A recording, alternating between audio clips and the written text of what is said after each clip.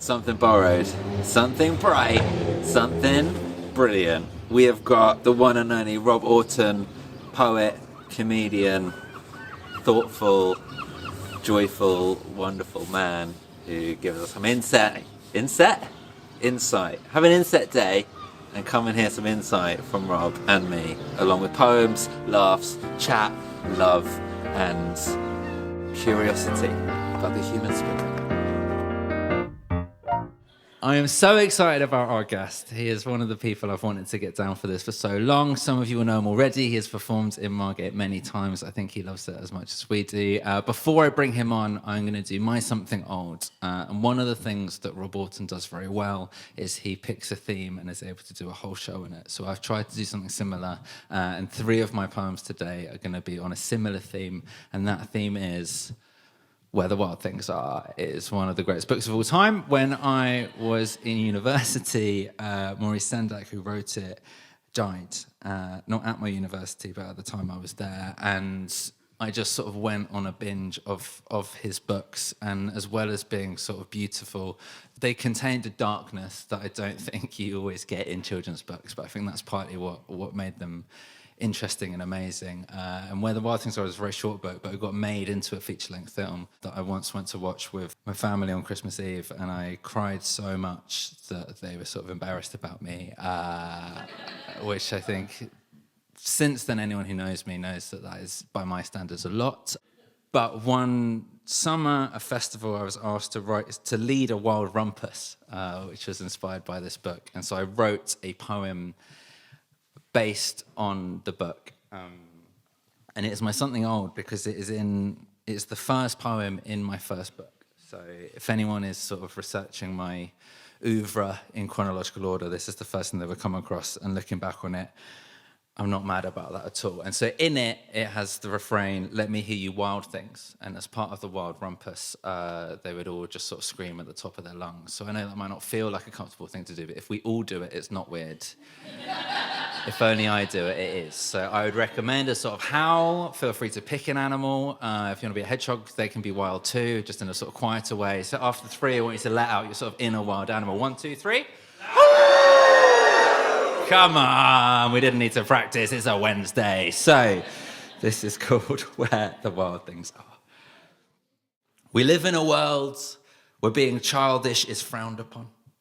And most people are at their wildest when the shower's on and no one's watching, yet still I power on. Sometimes I like to run around the house with no trousers on and go mad. Sometimes I wish I was a nomad and I could travel unknown lands with no plans and hold hands with anyone who needs it. Maybe pretend I am a king to anybody who believes it. So let me hear you wild things. I want to hear your inner child sing. Life is an emotional pick and mix. It's a balancing act trying to cope with all the different bits, the angst-ridden bits, the wish they could stay hidden bits, the self-doubt that hangs about no matter how you try to get rid of it, because sometimes people can be unkind. But all it takes to break away the rain is the sunshine, and I've sat through hurricanes, wishing that the sun would stay, that I could run away to a place where they have fun all day, somewhere I could run all day. So let me hear your wild things. I want to hear your inner child sing, gnash those terrible teeth and show those terrible claws, roll those terrible eyes and roar those terrible roars. This is for anyone who's ever been kicked out of class, because that's where the wild things are. This is for anyone who's ever gone a little bit far, because that's where the wild things are. For anyone who's had an idea but didn't know where to start, or who's gone through with something even though it was hard, or who's been brave enough to get hurt and get scarred, because that's where the wild things are. So one more time, let me hear you wild things. Give yourself a round of applause, please. Excellent work. We're here, we're ready, we're wild, we're in the mood. Can we keep the energy going? And welcome to the stage, the fantastic, brilliant, amazing Rob Auton. Good evening.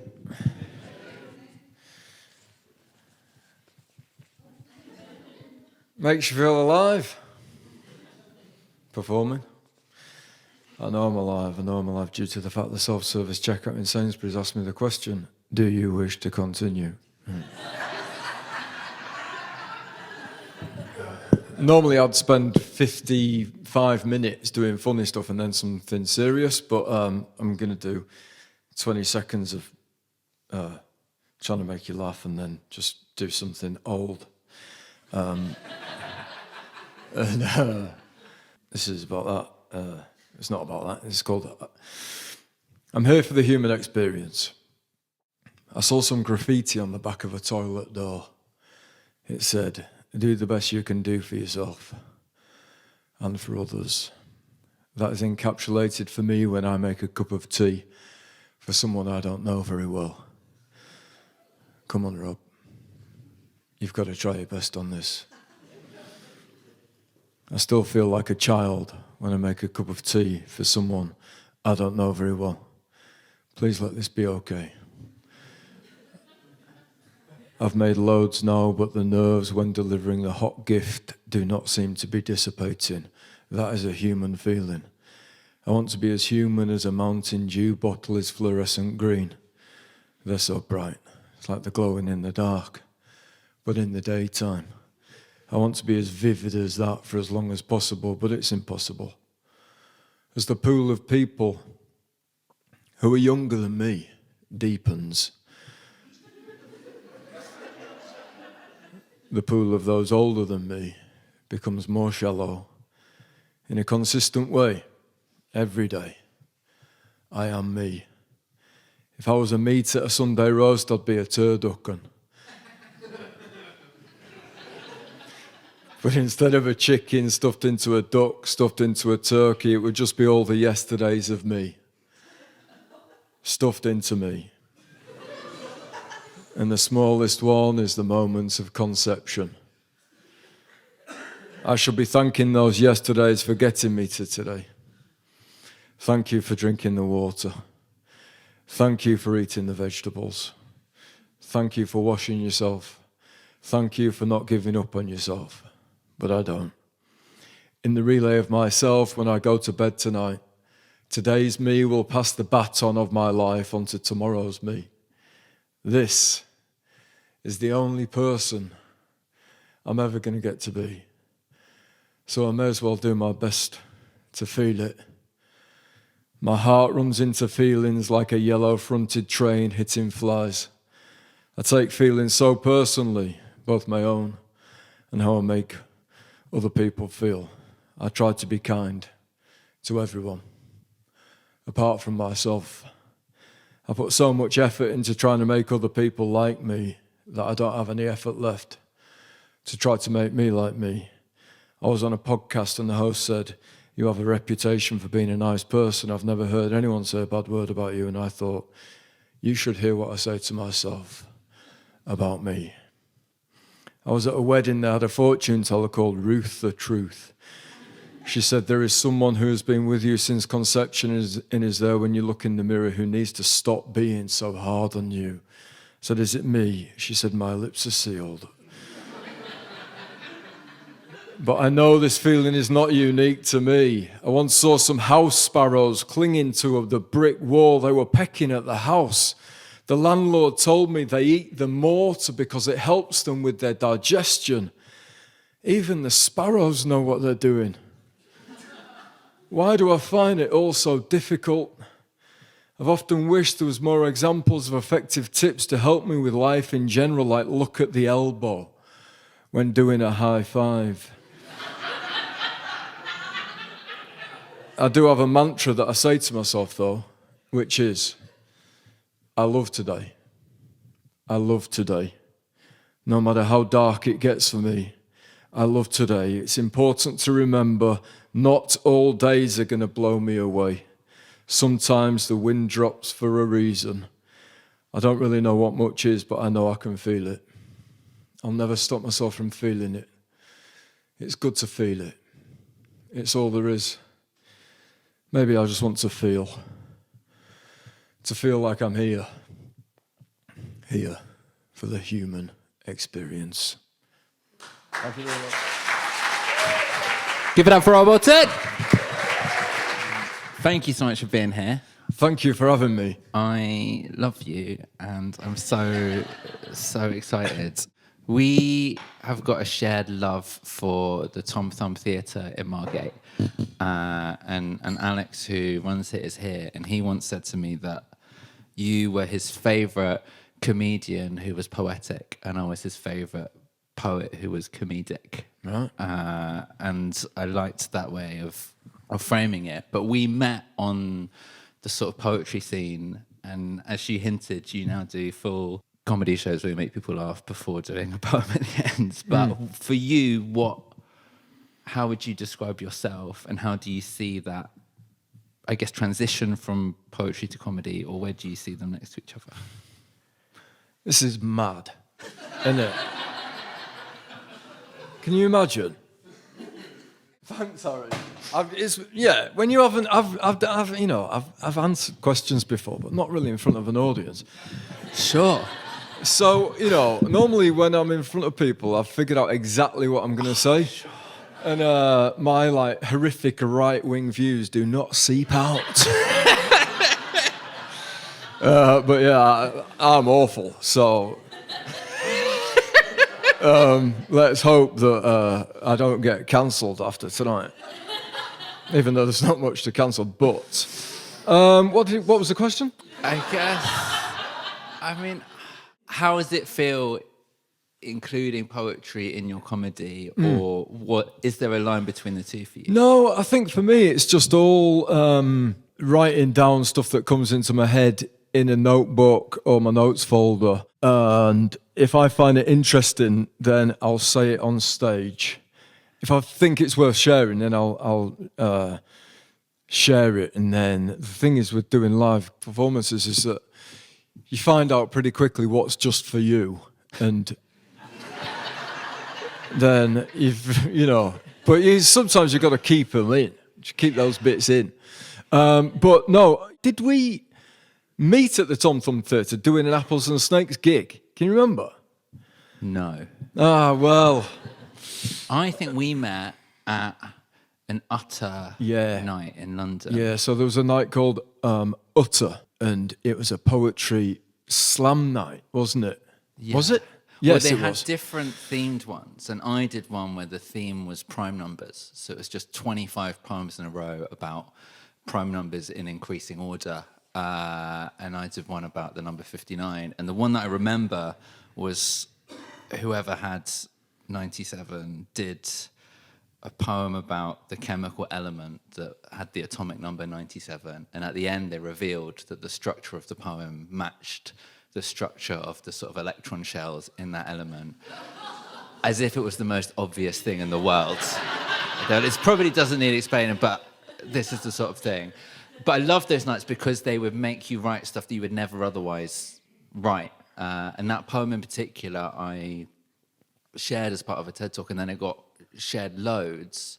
And for a good 5 years, I became like the prime number poet. Even though I only had this one poem that I'd written for this one specific niche night, I was then getting booked for like the National Cypher Challenge Awards evening to do a sort of 30-minute math set.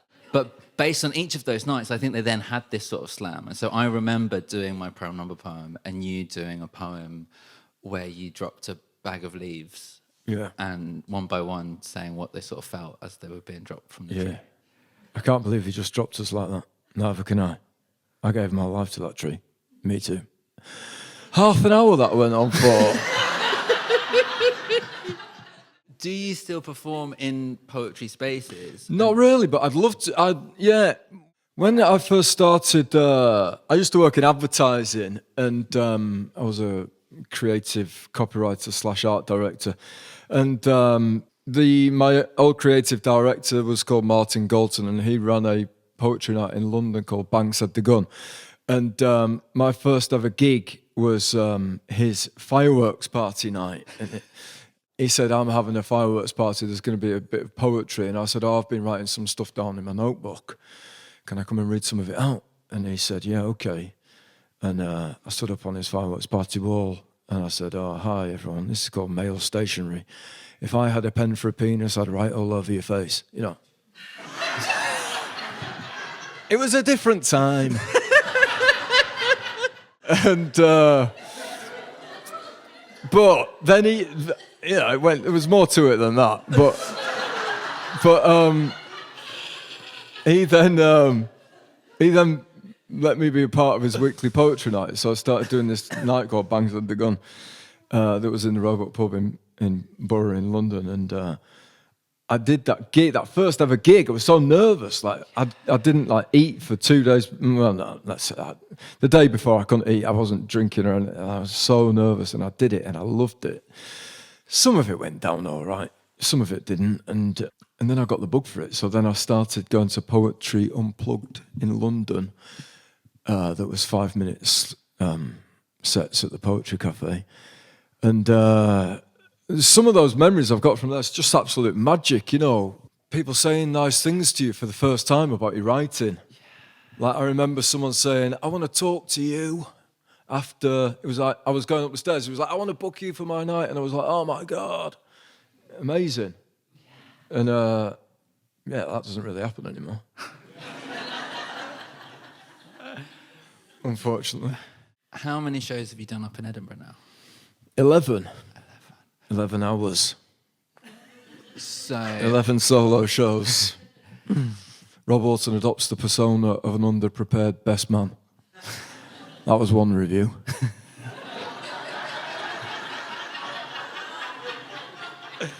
And was the Yellow Show the first show?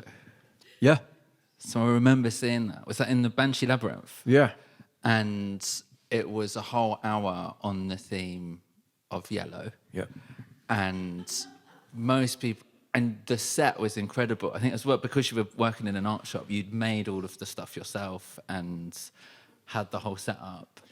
How long do you have to think about a subject before you think, I can do a whole hour on this? Because since then you've picked a different theme each year and stuck with it. Or is that part of the challenge? I think I kind of treat them as art projects, really, but just with kind of words.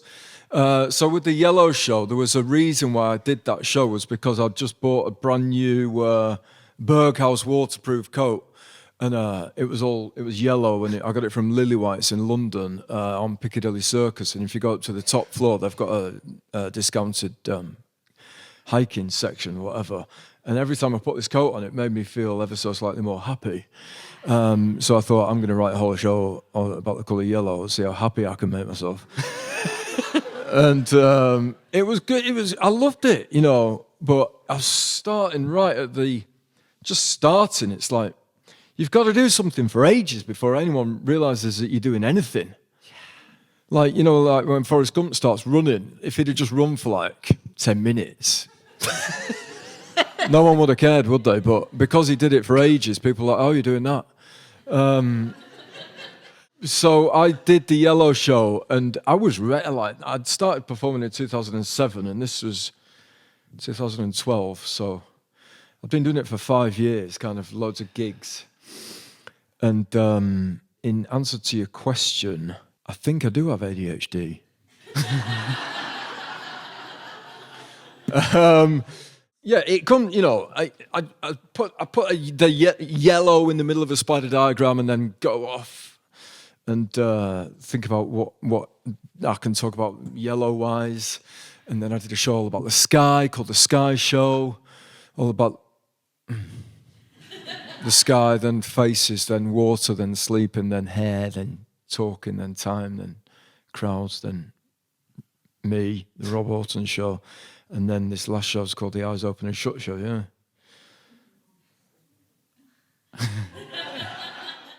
If you go and see a band, you kind of want them to do the songs that you know. And if you go and see a stand-up comedian, you want to see new jokes. And thinking about you having written 11 hours of stuff. And I kind of think with my poems, it feels somewhere in between the two, where people have their favourites, but also if I've not got new stuff, I feel like people might be angry. Yeah. But from those shows, you're constantly writing new stuff, but are there things that you take with you or that you keep hold of or that kind of you would still perform, or do you see it as a sort of closed project and then on to the next thing? Definitely a closed project. But I'm always kind of, if I have an idea for something and I write it down and it exists, I'll try and shoehorn that into the new project. Like I'm writing a new thing now for Edinburgh called Can, the story of a man called Can.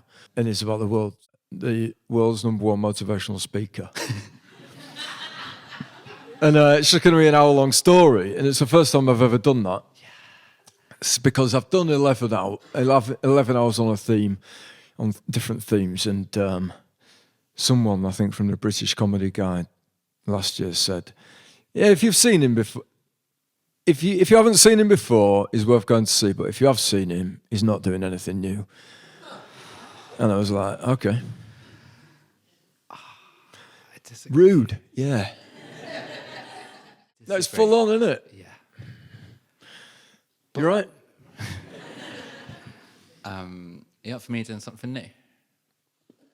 So on my sub theme of where the wild things are, I was trying to write a poem a day for the first 100 days of my son's life, and this is day 81, and I guess it came about when I'd been reading the same sort of children's book so many times that I think I was looking for deeper meanings that maybe weren't there. But one of those books is Where the Wild Things Are.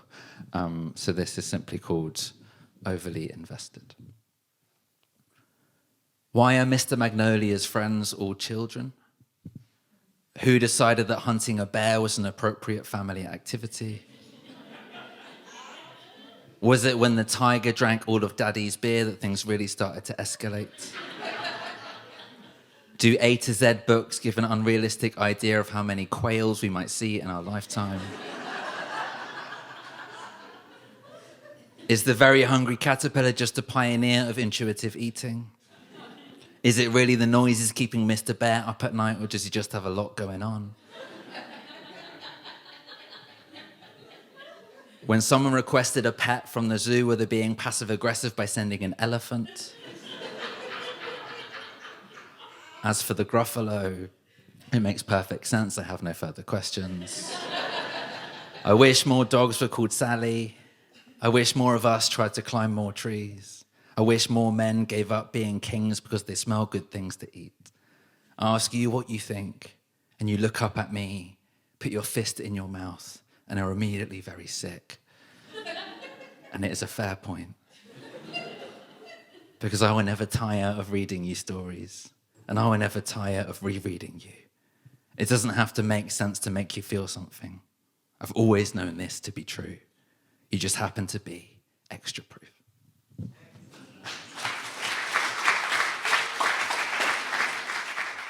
You up for going straight in with something new? Yeah. I only read this for the first time the other night. I like it, and I want it to be part of my new show, so...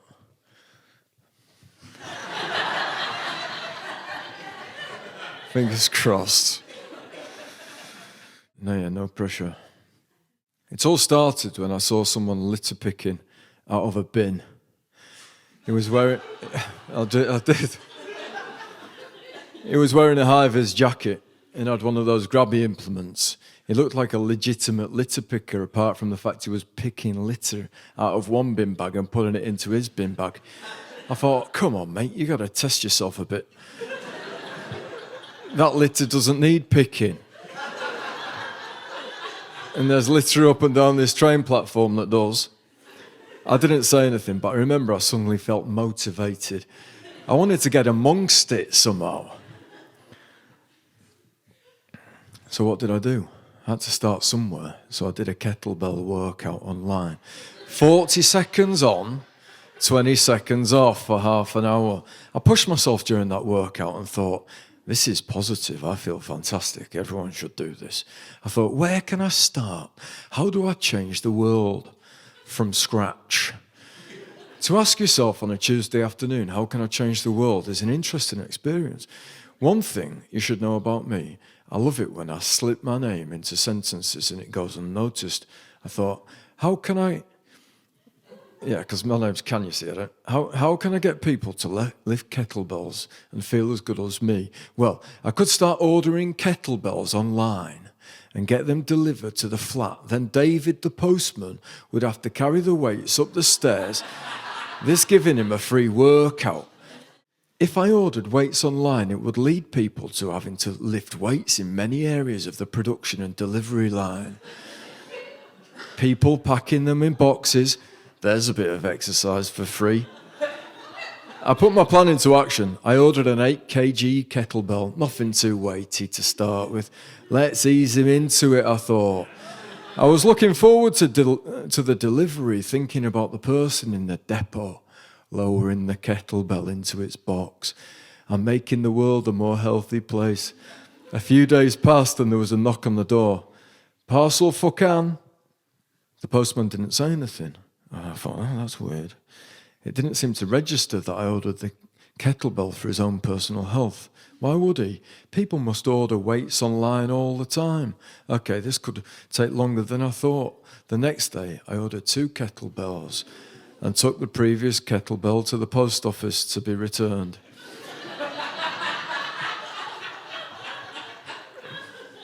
I watched the lady in the post office lower the box to the floor with a straight back. I was giving people the gift of exercise. Over the next few weeks, I continued ordering kettlebells off the internet.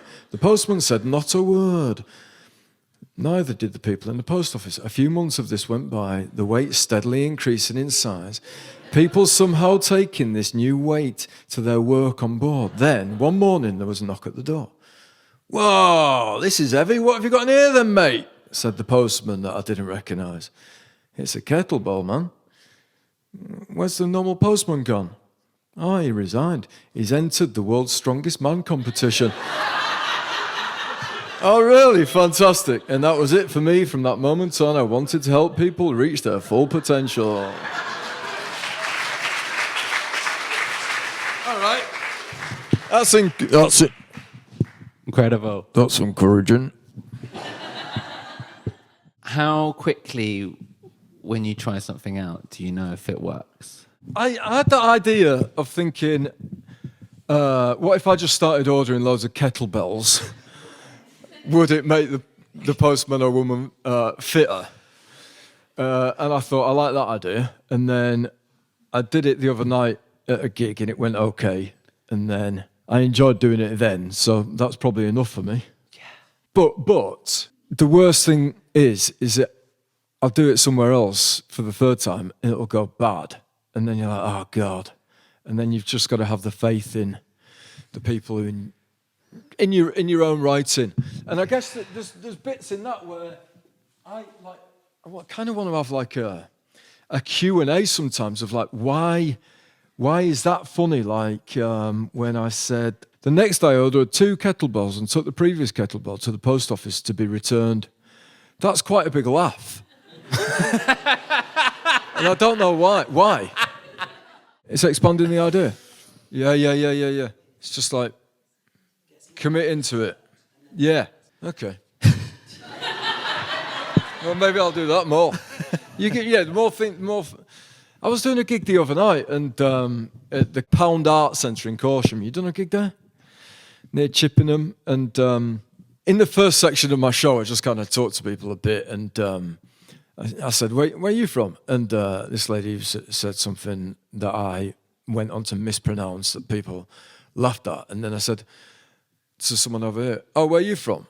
And he said, "I'm from this place." And I said, "Where's that?" And he went, 10 miles in the other direction. I was like, "From where?" And that became really funny in the room. And I was like, "What? I don't get it." But it's really difficult, is what I'm trying to say. Yeah. I think as well, I used to have one new poem that felt really sort of raw and vulnerable, and I loved it. But before you've shared it with someone, it feels like it could get crushed. And so I would kind of sandwich it between things that I knew that felt safe, but then I was also performing it alongside things that I'd done, maybe 50 times and had a very confident, slick introduction to. So then when this new thing didn't land quite as well, I had to remind myself that I'm not able to perform this the best that I can yet. And so it's trying it out and having that sort of vulnerable phase with it, but also trusting that you'll get better with it and it will get better. Or at some point, do you think this isn't quite doing what I want? Because I remember the opposite of that was I did a gig in the Tom Thumb which was just the loveliest audience ever. And in a really nice way, I think I could have done anything in that room. And I did a poem about how great my knees were. And it went so well. And I thought, this is the best thing I've ever written. Yeah. And I did that same poem in Maidenhead the following week to complete silence. Yeah. And I didn't perform it again for a couple of years because it only had 2 goes, and it was amazing and then it was awful. Whereas I think I've got other poems that when they've gone well enough times, if it dies in the room, I can tell myself that's their fault and not mine. Yeah. But it's when you're trying it out and it's new, it's hard to know what those are. Or some things just work one time and not again. Or yes, I think it's a really interesting mix to work out how you let something breathe and flourish. Totally. I think, like Nick Cave says, you have to commit to your own derangement. And that is it, you know. But Maidenhead will do that to you. Fucking Northern Farm, innit? Yeah. Yeah. On your tour, have you got places I won't say places you dread, but places you look forward to because it feels like in the past you've connected there, or there are venues that people get you or come back? Yeah, or is it unknown? It's weird because I'm going back to the same places. Like, one of the worst gigs I ever had was in Bath, right? I'm from just outside York, near Pocklington. I say Bath, right? And I said, "Good evening, Bath." And this guy in the front row went, "It's Bath, not Bath." And I went, "Yeah, but I can't come on and say, 'Hello, Bath.'" And he went, "Well, that's how it's pronounced, so that's what you've got to do." And I was like, "Oh, God." And anyway, I was doing my show called The Talk Show, and at the start of that show, I go into the crowd and say, I talk to people and say, "What's your name? Where'd you come from? What do you do for a living?" And I went up to this guy, kind of the back, and said, "What do you do?" And he said, "I don't want to be a part of your show." I said, "What do you mean? It's called The Talk Show." He said, "What are you doing? When are you going to do some material?" I was like, "Well, this is this is part of it." And he went, No, speak to someone else." And so that kind of took the wind out of my sails a bit. And then he just kept shaking his head, and the person who was with kept shaking her head as well. And I said, "Are you all right?" And he went, "It's just really bad. It's just what you're doing. It's really bad." And then the lady who was with went, "Yeah, it is. It's bad. It's bad what you're doing." And I was like, "Well, it's not a hostage situation. You can leave. And they went, "Yeah, we think we'll leave." And so they left. And then I said to the people in the front row, I was like, "What's that about?" And they went, "Oh, don't worry, he always does that." I was like, "Are you having a laugh? You could have helped me then." And anyway, I was dreading my next gig in Bath, and I went and did it, and it went really well. And I kind of said to myself, I'd never do a gig there again. So what I'm trying to say is, the more that I do places, the people who don't, what I'm loving is, I've been doing it for long enough now, is that quite a lot of people have come to the show not knowing what to expect and not liked it, right? And they don't come back. And the people who like it come back, and the people who don't like it don't come back. And I'm so pleased it is that way round. Like, it'd be brutal. So it's like weaning all these people out. Not you, not you, not you, not you. And so that's why it is tough going, but it's like, the more you do it, the more people pick out of their friendship group, like, no, they won't like him. Yeah, we'll give this a, maybe. Someone came to that gig the other night and they brought 9 mates. Yes. There was 10 people there. Incredible. When me and Chris are doing our shows up at the Fringe, when we had friends come up, you would always be one of the ones we would want to take people to. Again, we would choose the friends based on if we thought they would like it. But again, I think it feels like once people... Well, do you feel like people keep coming back in terms of once they've seen you and like you and know what to expect? I feel like it's such a gift and such a thing to look forward to. And I know there are these stories of people who really vocally are rude about it, but do you feel the love in amongst that? Yeah, absolutely. No, I really do. Yeah, when I've been doing it for quite a long time now, and it's you kind of realise that it's real people and real people's lives. And someone came up to me when I was in the Isle of Wight and said, "My brother passed away this year. You were his favourite performer." I just wanted to say that, and I was like, and then like life and death kind of comes into it, and it's like, whoa, it's real, and it has to be real, and there's quite a lot of responsibility that comes with that. But I think that, like, making work every year, I know that even like my favourite bands, if they're doing gigs every year, I'm not going to go see them every year. Okay. So I'm at peace with people like coming one year, not next year, maybe once every 5 years, whatever. But I'm still going to keep making new work, just to try to keep myself interested, and like, just it never gets better than sitting down and writing something and thinking, oh, I quite like that, and then saying it to an audience and a couple of people kind of clicking with it, and you're going, oh yeah, that's great. And then sometimes I can be doing like a bigger room that I've never done before and be really looking forward to it, and then you come away from it and you're like, oh, I'm not so sure about that. Yeah. Innit? It's a difficult beast to try, untamable, I'd say. Yeah. It's kind of, it can send you a bit mad. Are you up for me doing something borrowed? Yep. It's my third one on the Wild Things theme. This isn't about the book itself, but this is a poem by Wendell Berry called The Peace of Wild Things.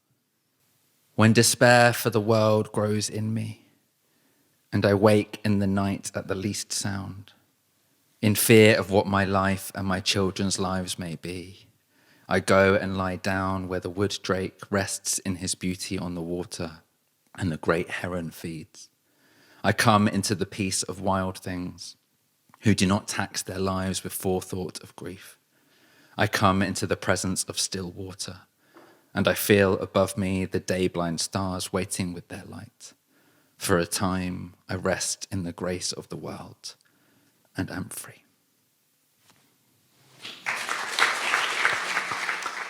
You up for doing something borrowed? Yeah, something borrowed, right. So, is there any Polish people in here? Is anyone from Poland? Does anyone speak Polish?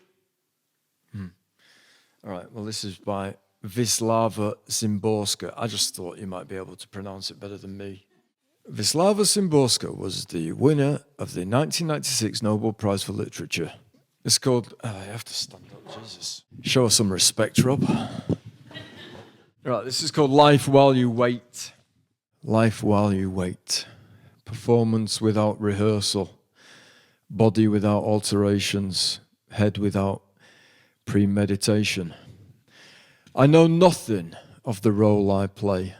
I only know it's mine. I can't exchange it. I have to guess on the spot just what this play's all about. Ill-prepared for the privilege of living. I can barely keep up with the pace that the action demands.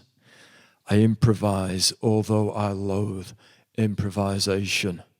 I trip at every step over my own ignorance. I can't conceal my hayseed manners. My instincts are for hammy histrionics. Stage fright makes excuses for me, which humiliate me more. Extenuating circumstances strike me as cruel. Words and impulses you can't take back. Stars you'll never get counted. Your character like a raincoat you button on the run. The pitiful results of all this unexpectedness. If I could just rehearse one Wednesday in advance. On repeat, a single Thursday that has passed. But here comes Friday with a script I haven't seen. Is it fair, I ask, my voice a little hoarse since I couldn't even clear my throat off stage. You'd be wrong to think that it's just a slapdash quiz taken in makeshift accommodations. Oh no, I'm standing on the set and I see how strong it is. The props are surprisingly precise. The machine rotating the stage has been around even longer. The farthest galaxies have been turned on. Oh no, there's no question. This must be the premiere. And whatever I do will become forever what I've done.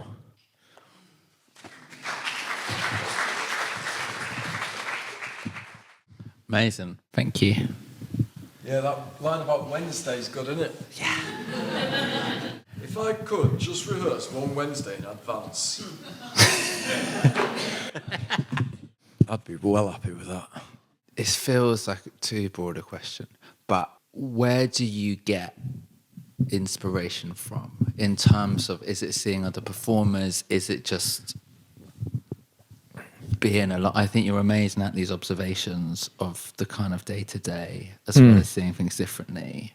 But do you feel excited seeing other people do comedy and stand up, or is it music, or is it not to do with other performers at all? I think I do try to, I think all my best ideas kind of seem to come out of nowhere, really, and you just try and capture them. Like I was walking down the road once and I thought, oh, if I have a son, his name will be Dad after my dad. And like, I said that on stage so much. But I didn't try to sit down and write it, you know.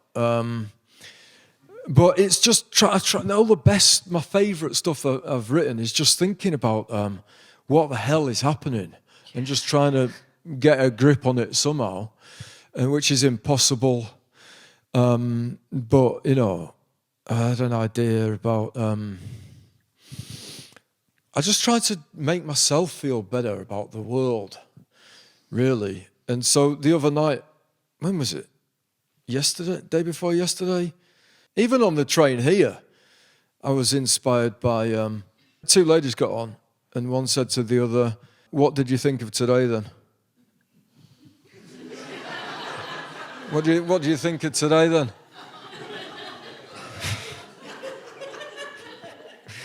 Well, I was like, I'll write that down.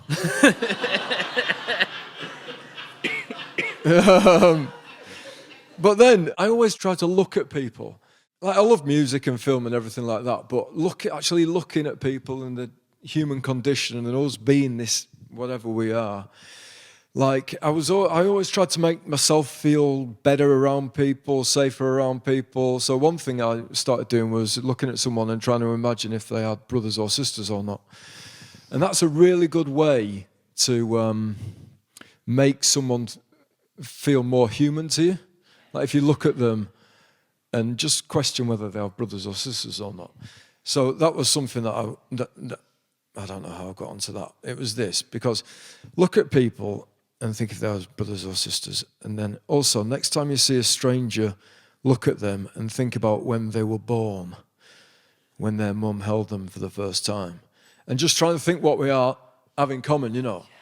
Like everyone in this room was born, and it was like that. Probably, I'm guessing. And that just, I don't know, it hit me. And I'm just looking for stuff to hit me, really. Yeah. Whether it be funny or whether it be heartfelt. And that's one of the toughest things about my gigs are always in the comedy section of the brochure. And I remember doing a work in progress once of my show about water. And somehow I got onto talking about, on the way to the gig, I saw someone being carried out of a betting shop on a stretcher with a blanket, like quite a heavy blanket over all of them. So they were dead, I think. And someone went, "God, I thought this was meant to be a comedy night." And someone else went, "Well, you need light and dark." Yeah, that's the thing, you see. That, in my head, was a good thing to say. And it wasn't. If I could take that back, I would probably. Probably wouldn't say that, but no. The first year me and Chris did a show. We were in the spoken word section, and we described it with what it was, which was a sort of poetry jazz fusion. But that meant that people's expectations were so low for how funny they thought that sounded, that it was then sort of almost overwhelming relief when we had any kind of chemistry on stage. Yeah, amazing. And then the next year, we were in the comedy section for the first time. And I remember feeling so nervous about that, thinking, how can we justify this? And I do think if people are sat in a room with you and willing to hear what you have to say, then that is enough. But my dream scenario is to have as many people as possible with as low expectations as possible. Yeah. Like just enough to get them in the room. Yeah. But because also in the Fringe, you're up against people who are like, this is the best show ever, you're going to absolutely love it. And you sort of trick them into sitting down and hope that you win them over. But I found on my recent tour, because the poems of mine that had gone more viral were the emotional, heartfelt ones, people were then really surprised when I was sort of doing German poems about falafel. And so the overwhelming comments from that show was, oh, I wasn't expecting it to be this funny, which was a really nice thing, because then it felt there wasn't any pressure. Whereas the one time I did a solo show in Edinburgh in the comedy section, I felt like the first half an hour had to be so tight to justify me being there, so that then I was allowed to say something I cared about later on. But that's also because I knew if I put it in the spoken word section, not many people would come, because I think more people are open to comedy as an idea, I guess. Yeah. It's not really a question in there, but... No, it's true, though. There's a strange pressure that comes with comedy. Like, people... I don't go to comedy. Like, who goes to comedy? Do you know what I mean? No, thanks. No, you know, it's good, but there's some... Obviously, I do like comedy, but there's... I think a bad comedy night is worse than a bad poetry night. Yeah. Maybe. Yeah. Is it? But No, I think, it depends. I think if people go to a bad comedy night, they would still go to another comedy night. Whereas I know a lot of people who have gone to a bad poetry night and sworn off it for the rest of their lives. Yeah. It's weird. Comedy's, I think there's something different between being funny and if something's funny, then comedy's kind of... It's difficult. I always get really depressed thinking about comedy. Like, comedy. Austin Powers is never going to win the Oscar for best film. You know, it's just not. And like, there's never a comedy would never win best film, would it? And they're all very, very valid. You know, like Airplane and all these fantastically funny films that are just hilarious, but it's a different thing. And so basically, I just want to try to carve out. It's been an absolute slog. It's like cutting through the jungle with a machete, trying to just carve out a space for myself, to just a stage where you can do anything. Yeah. And it doesn't have to be funny, or it doesn't have to be serious. You just can kind of do what you want. But the problem with that is that you're going to upset some people. Maybe. I think you are. I think I am. But I think it's worth it. Yeah. I get really self-conscious on stage. As anyone would. Do you? I think when I'm doing my material, I'm all right, because I'm like, I like what I'm saying. Yeah. Whereas when it's a bit more, I wouldn't be very good at improv, I don't think. Yeah, okay. I think when I started doing these, it was the format excited me in terms of just having an excuse to share something old and new and sharing someone else's work. So the in-between bits were kind of as short as possible to get to the poem, because that felt like the safe zone. Whereas what I've lent into is the uncomfortableness of just talking to someone, because I think that people are interested in what you have to say. Yeah. And you don't normally get a chance to talk about it in that way, I think. So I wasn't slagging off the format. No, but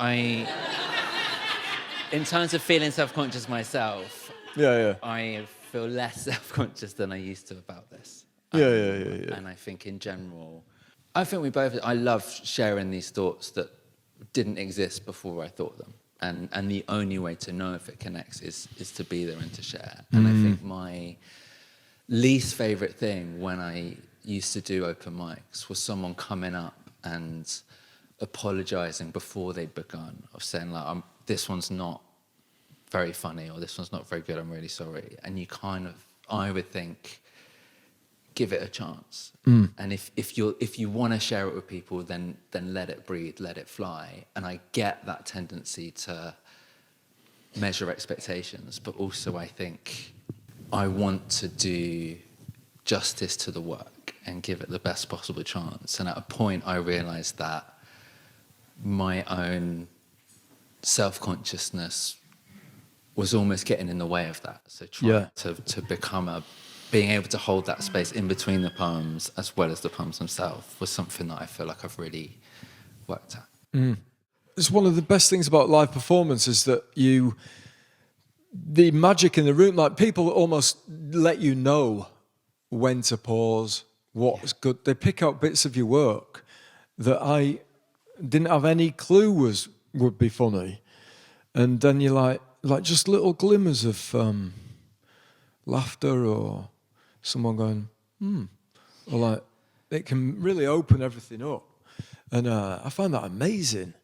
And being on stage, like I remember coming back from the poetry night, the Poetry Cafe, when I was just starting off and looking up at the moon and being really excited and just hoping that I could keep doing it. And I still feel like that now, of just hoping that I can keep writing and keep doing it, and just trying to stay excited about life in general, really, because it can get pretty bleak.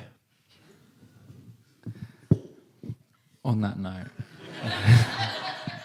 this is my something blue. It was from day 17 of my son's life, which was Margate Pride, and he was born 12 days early. So we thought that he'd be very small. We weren't sure if he'd be able to make it. It was sort of one of our first adventures out of the house. And the poem, it contains blue in it, and it goes like this. Pride. We line your pram with bunting from your baby shower. It was made by your mum's colleague, asked if we wanted pink or blue. When we said we didn't know, she chose to alternate the two. Adding white meant it ended up a lot more progressive than she'd intended. You were wearing the rainbow outfit Auntie Tilly bought you especially. This will not be the last time I wish your clothes came in my size. I worry when you start crying at the march that people will think you are homophobic.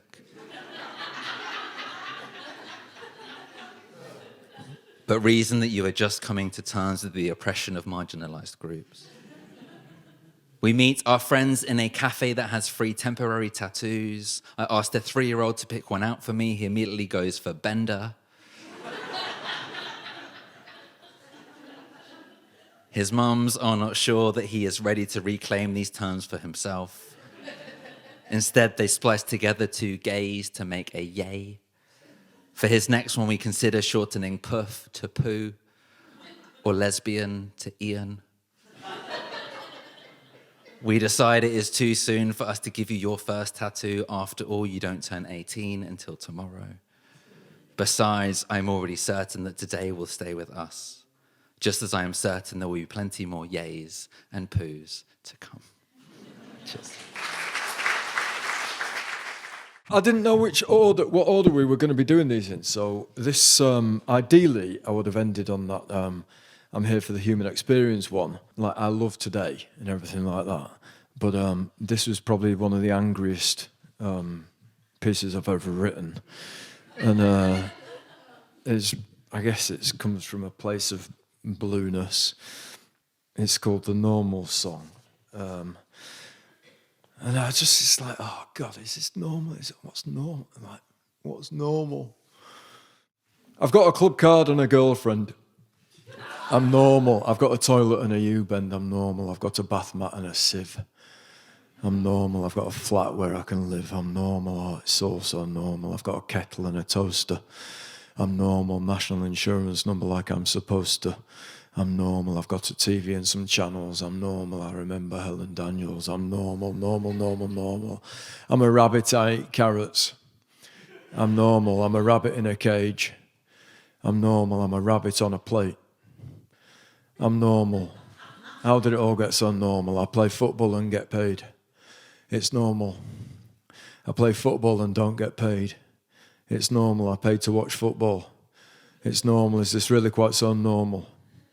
I've got 2 eyes and a nose, and so does a dog. I've got 2 ears and a tongue, and so does a dog.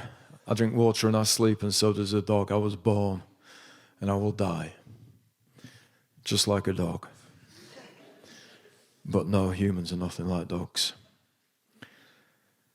A little girl goes missing. It's on the news. A man is arrested. It's on the news. People, they are searching. It's on the news. Then suddenly it's not on the news anymore. I am topless next to murder. I'm on page 3. I am topless next to famine. Look at me. Breast sport murder, celebrity, is that normal? Or absurdity? It's become normal that guns and bombs exist. We must really need them. Is there something I missed? People wouldn't build things to kill people on purpose, would they? That would be absurd in every way. It is absurd, and somehow it's become normal. It's normal that some people seem to be too posh for confrontation, but not too posh for war. Lunch meetings in clean suits about the latest technological advancements in weaponry, healthy lunches, salads with the most expensive of meats, with heavy cutlery, light wine glasses with thin stems. There's nothing technological about the emotion of aggression. There's nothing technological about the emotion of aggression. There's no advancement when somebody dies. Rockets that cost as much as expensive houses, destroying homes. There's no such thing as a normal weapon. A small group of people run the country. We're led to believe they are much more clever than you and me. It's their job to make sure we're all okay. I'm not sure if we are okay. I think everybody who gets born deserves to feel okay as a bare minimum. I'm going to do the best I can before I die to try and understand the reason why things got so out of hand so long ago. Can I do it? I don't know. Thank you very much. Can we give it up one more time for Rob Auton? Something borrowed by Harry Bell.